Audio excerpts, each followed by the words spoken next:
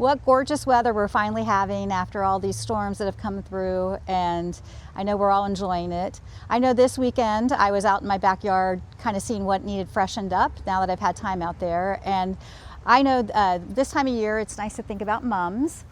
And the most important things when you're buying mums this time of year is to remember that they only bloom one time. So we suggest that you look for blooms that are just starting to show, or some of our varieties aren't even in bloom at all yet. And that way you get a longer use out of mums when you're planting them.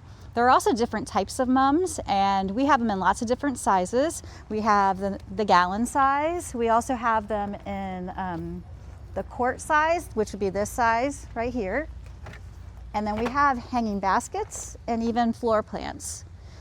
So that makes it easy. Sometimes you can just pop these in a container, or freshen up if maybe one plant, like I know I had some petunias that aren't looking very good, so I might pull those out and put in a mum.